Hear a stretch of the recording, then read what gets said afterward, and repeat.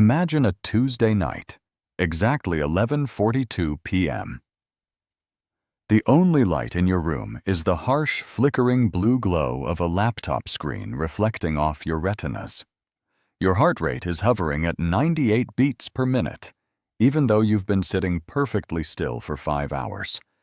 You're staring at a spreadsheet or an email chain that seems to have no end.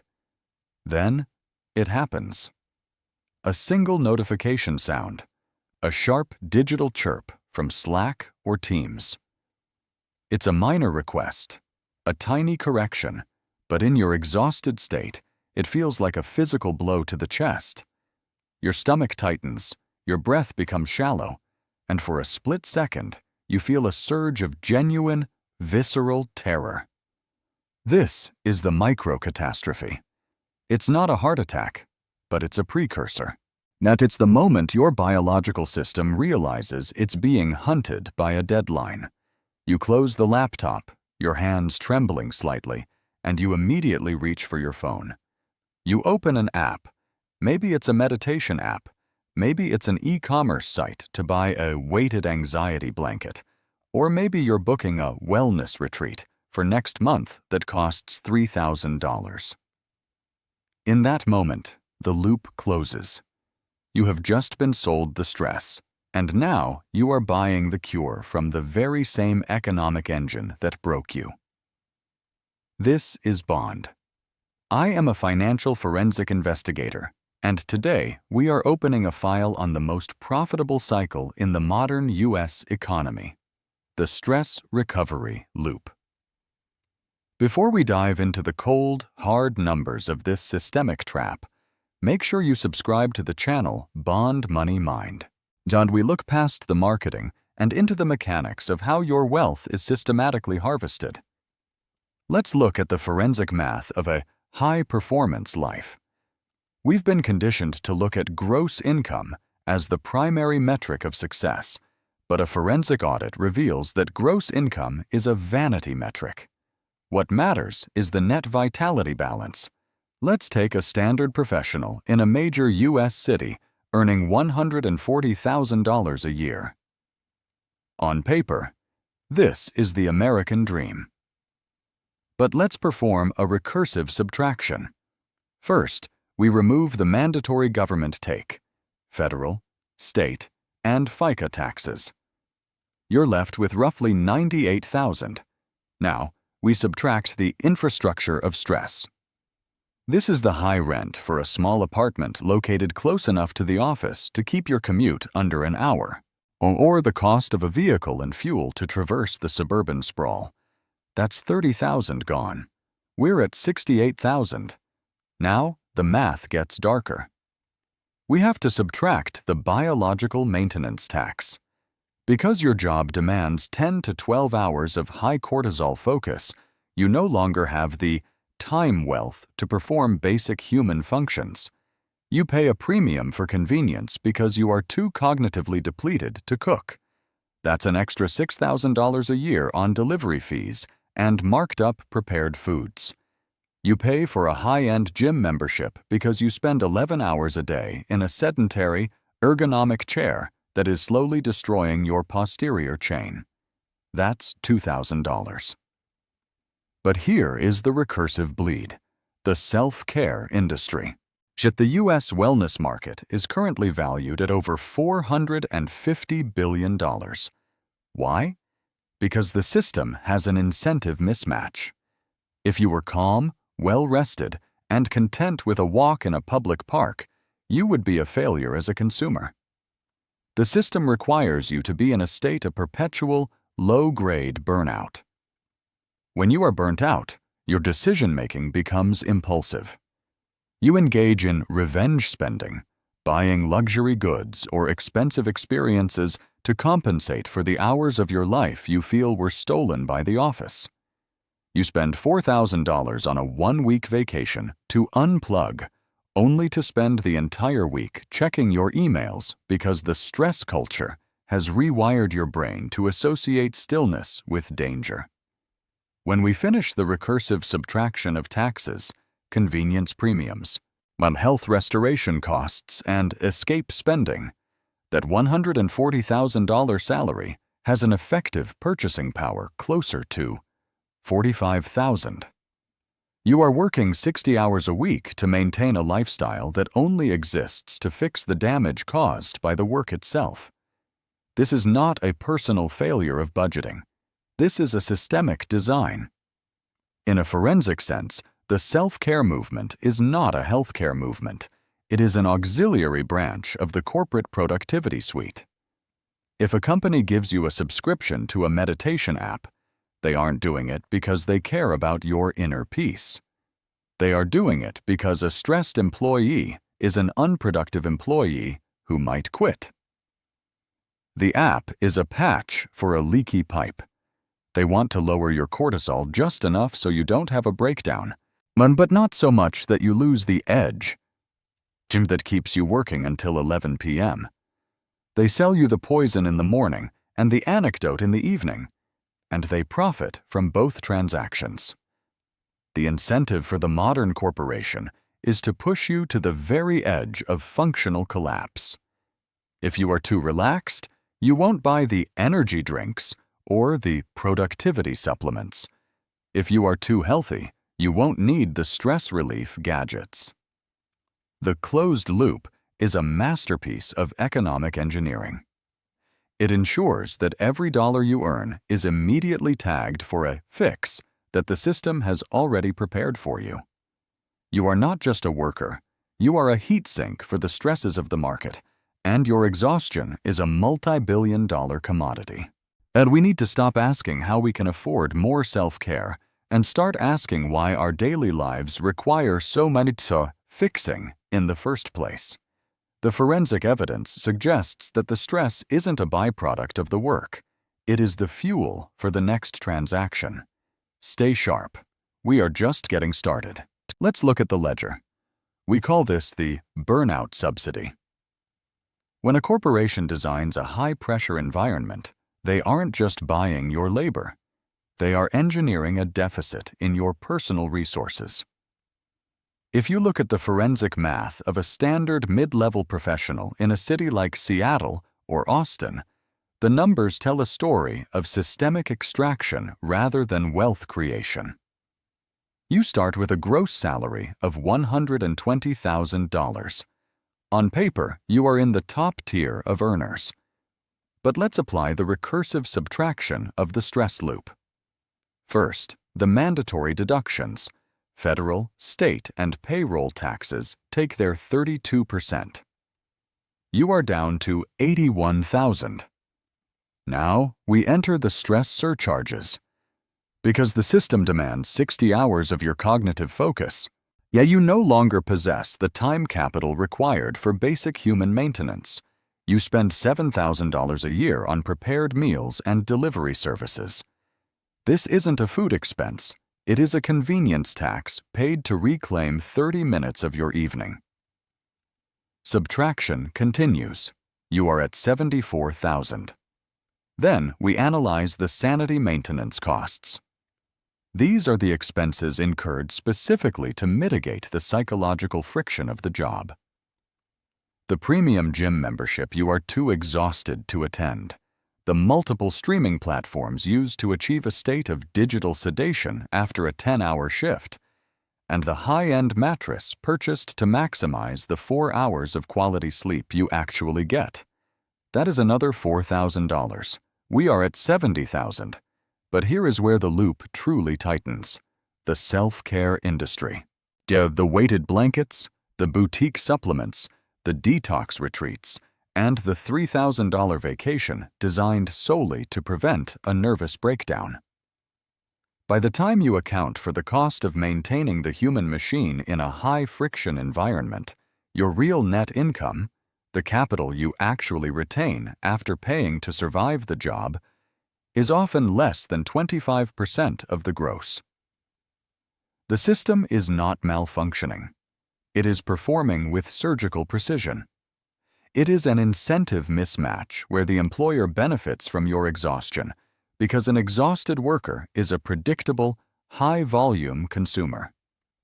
You do not have the energy to research sovereign investments or cook nutrient-dense meals, so you outsource your life back to the very market that drained you. This is the forensic reality of the modern American workforce. While you are trading your biological health for currency, then immediately trading that currency back to the system to buy a temporary simulation of health. It is a closed-circuit economy.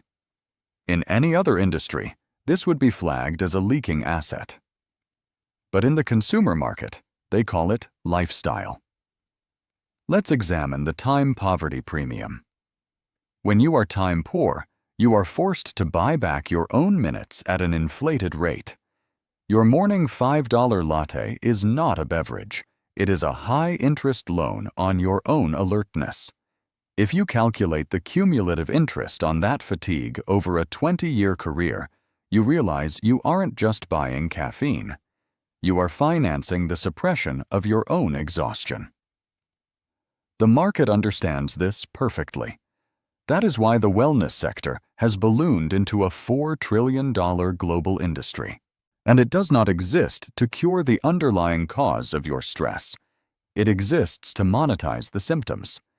If the industry actually solved burnout, it would face an existential threat.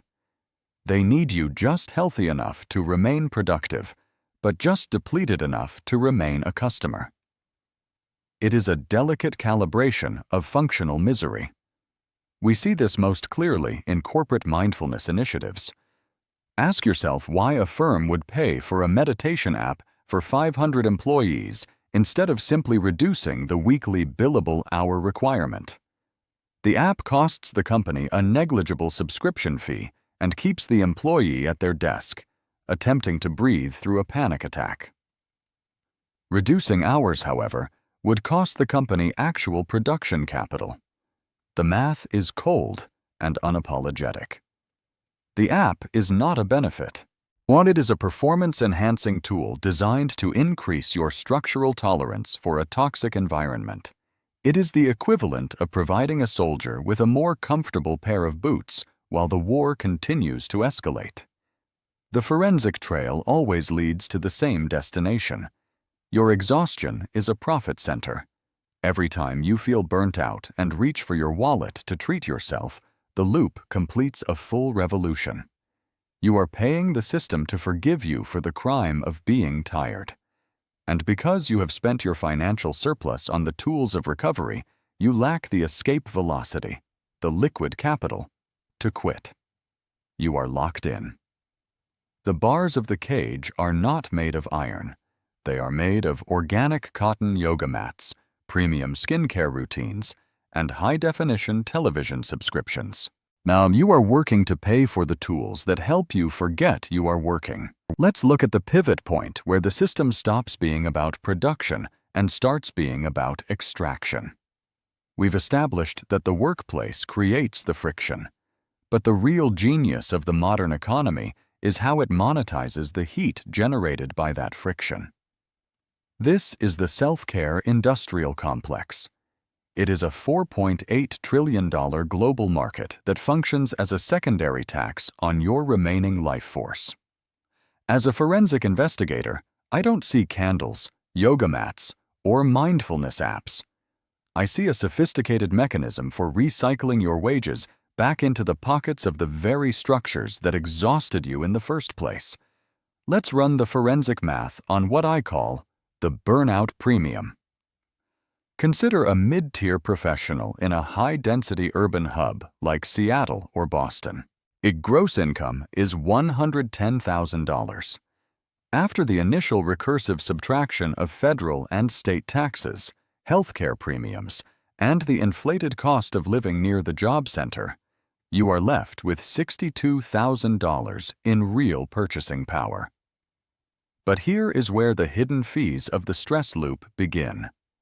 To maintain the pace required to earn that salary, you must now purchase recovery. The forensic data shows a systemic shift. We used to buy things to enjoy them. Now we buy things to survive our own schedules. You pay $80 a month for a meditation app because the open plan office has shattered your ability to focus. You pay $200 for a high-end gym membership not for athletic performance, but as a desperate attempt to regulate the cortisol flooding your system from back-to-back Zoom calls. Yet you spend $400 a month on biohacking supplements and premium coffee to force your adrenal glands to fire when they've naturally hit a wall. When we perform a recursive subtraction of these maintenance costs, your $62,000 of purchasing power drops by another 15%. You're effectively paying a $15,000 annual stress tax just to keep your biological machine from breaking down under the load. This is the incentive mismatch in its purest form. The system has no incentive to reduce your stress because your stress is now a profit center. If you were well rested, if you had time to cook, if you had a community that wasn't tied to a LinkedIn profile, you wouldn't need to buy the self-care kit. But you are being sold the cure for a disease that is being intentionally cultivated in the workplace. The loop is closed by the concept of optimization. Notice how the language of the office has bled into our private lives. We don't just sleep anymore. We optimize our recovery cycles using wearable tech that costs $400 plus a monthly subscription fee. We don't just eat. We fuel our bodies with pre-packaged, high-margin wellness bowls because we are too cognitively depleted to make a sandwich. The forensic trail shows that your downtime has been converted into a secondary work shift. You are now the manager of your own biological asset, and the self-care industry is your primary vendor. Look at the corporate wellness programs. On the surface, they seem like a benefit. But run the logic. If a company gives you a free subscription to a sleep tracking app, they aren't doing it to ensure you are happy. They are doing it because a sleep-deprived employee costs the company $3,000 a year in lost productivity. The app is a diagnostic tool for the company to ensure their human capital is functioning at maximum output. It is a systemic trap where even your rest is measured against the bottom line. The math of this loop is designed to be infinite. You work harder to afford the premium self-care products that allow you to handle the stress of working harder. It is a recursive cycle where the exit ramp is blocked by the very costs of staying on the highway. If you stop working, you lose the income. If you keep working, you need the self-care to survive. But the self-care consumes the surplus income you were working for in the first place. You are running on a treadmill that is powered by your own exhaustion, paying for the privilege of the workout, and calling it wellness. In this forensic view, self-care isn't an act of rebellion against the system. It is the final stage of the system's expansion. It is the colonization of your internal world. When you are too tired to think, they sell you a book on how to think. When you are too stressed to breathe, they sell you a course on how to breathe. The tragedy is that the more you spend on these solutions, the more you have to work to pay for them, which increases the stress, which increases the need for more self-care. The loop is perfect. The loop is closed.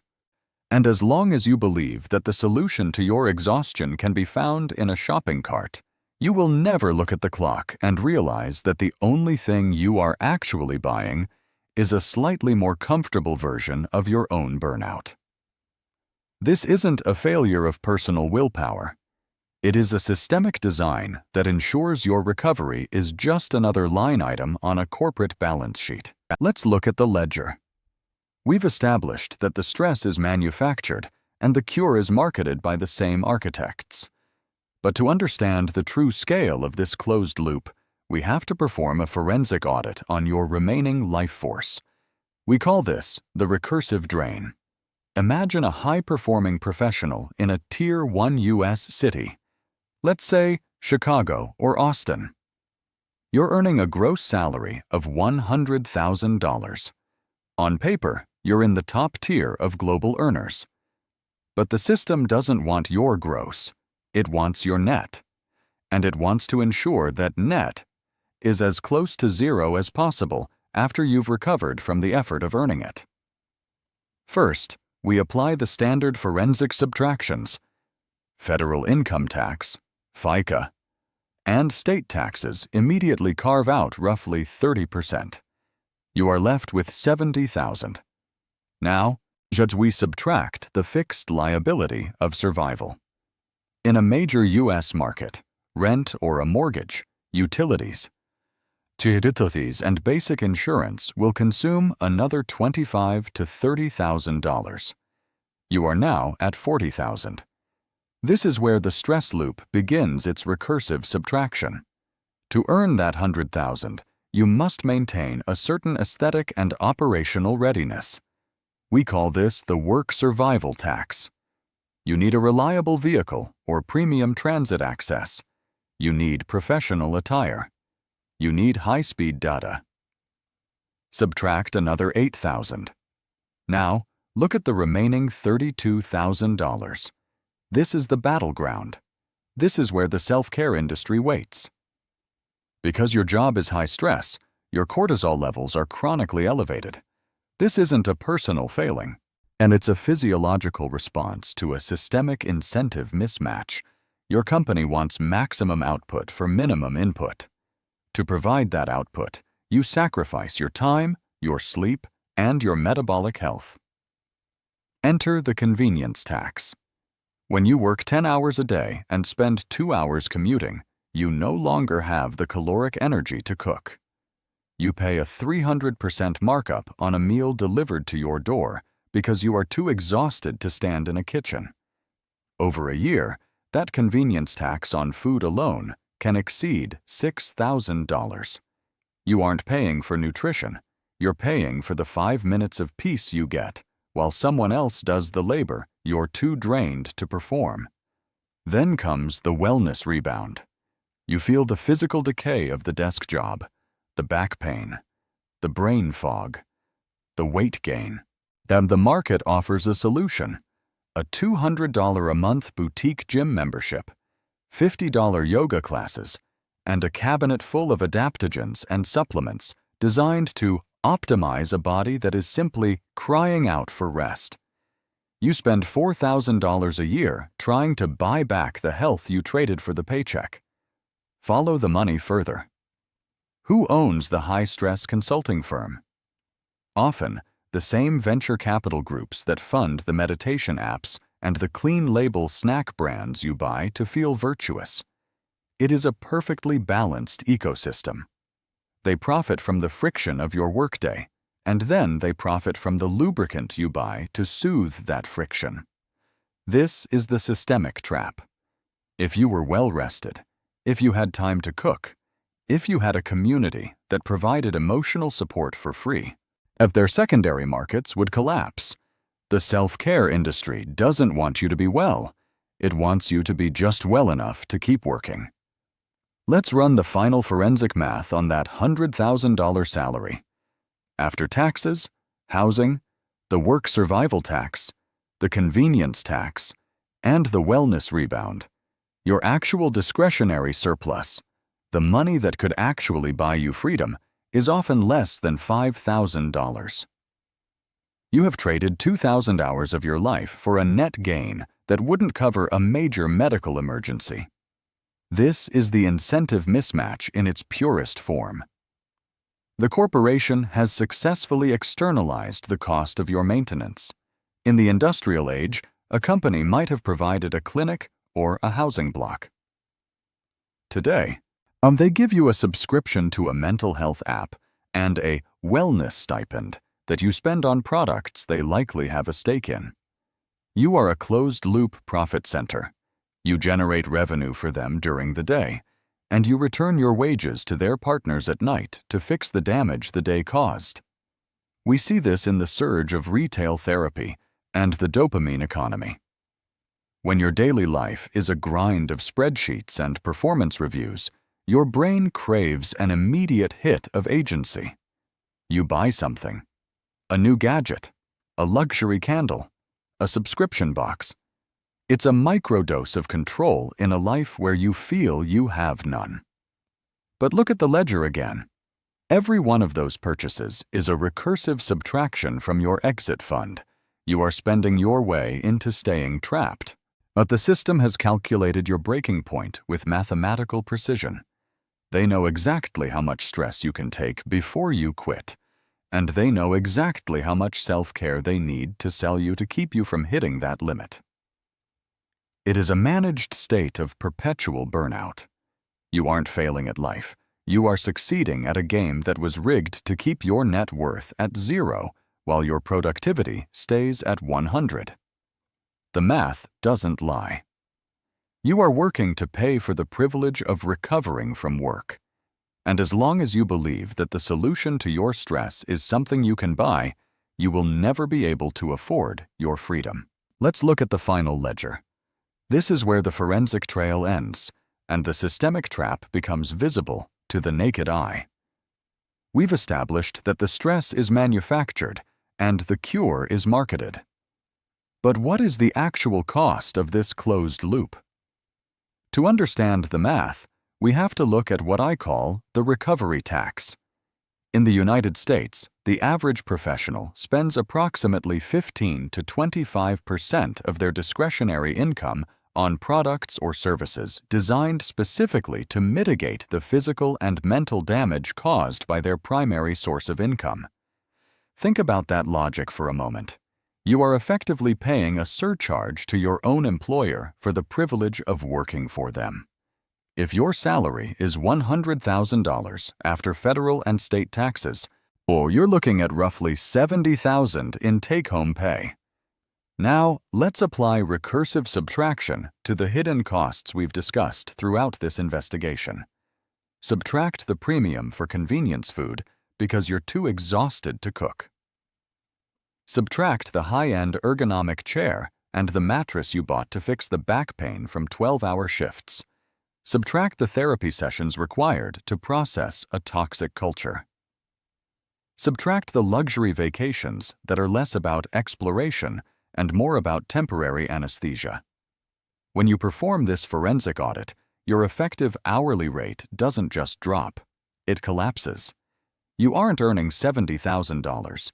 You are earning a net recovery wage of maybe $45,000, while the remaining $25,000 is recycled back into the very economy that necessitated the recovery in the first place. This is not a personal failure of budgeting. This is an incentive mismatch programmed into the market. The corporate structure requires a high-performance unit that does not break down completely. The wellness industry, conversely, requires a unit that is perpetually on the verge of breaking down. If you were truly healthy, truly rested, and truly content, you would be a terrible consumer. You wouldn't need the $5 energy drink in the morning or the $20 cocktail at night to level out. You wouldn't need the subscription-based meditation app to tell you how to breathe, because your environment wouldn't be suffocating you. The system relies on you being in a state of functional exhaustion. But it's the sweet spot where you are still productive enough to generate revenue for your employer, but tired enough to believe that buying a weighted blanket or a weekend spa package is a legitimate solution to a systemic problem. Let's perform a forensic audit on a standard self-care weekend. You spend $800 on a boutique hotel. You justify it by telling yourself you deserve it. But look at the energy cost. You spend 4 hours in traffic to get there. You spend the first night answering emails because the work-from-anywhere culture has erased the boundary of the sanctuary. You spend the second day worrying about the backlog of tasks waiting for you on Monday. By the time you return, your cortisol levels are higher than when you left, and you're out $800. The resort didn't sell you relaxation. Oh, they sold you the illusion of an exit. But the exit is blocked by the very debt or lifestyle inflation that the resort represents. This is the closed loop. You work to afford the cure for the work. And because the cure is temporary, you must return to the work to afford the next dose. It is a pharmaceutical model applied to the entire human experience. To break this, you have to stop viewing self-care as a purchase and start viewing it as a forensic reclamation of time. The most radical thing you can do in a consumer-driven stress economy is to refuse the purchase. When you realize that the stress is a product, you stop buying the secondary product meant to fix it. You start looking at the root cause, the systemic demand for infinite growth in a finite human body. We have been conditioned to believe that if we are struggling, well, we just haven't bought the right solution yet. We think we need a better gym, a more expensive supplement, or a more aligned life coach. But the forensic reality is that these are just more line items on the balance sheet of your exploitation. The goal is to keep you in the game. If you drop out, the loop breaks. If you get truly healthy, the loop breaks. So the system provides just enough care to keep you from quitting, but never enough to actually heal you. It's maintenance, not medicine. As we close this investigation, I want you to look at your bank statement through this lens. Don't look at the categories. Look at the why. Why did you buy that? Was it for joy, or was it for recovery? If it was for recovery, you aren't spending money. You're paying a fine for being overworked. The only way to win a game where the rules are rigged is to change the way you value your own energy. Stop letting them sell you the poison and the antivenom in the same transaction. This has been an audit of the modern soul, and the numbers don't lie. If you want to continue uncovering the hidden math behind your life and learn how to reclaim your financial and mental sovereignty, you need to stay sharp. Join the investigation and subscribe to BondMoneyMind. We're going to keep digging until we find where the money and your life is really going. I'm Bond. The audit is closed, but your recovery starts now.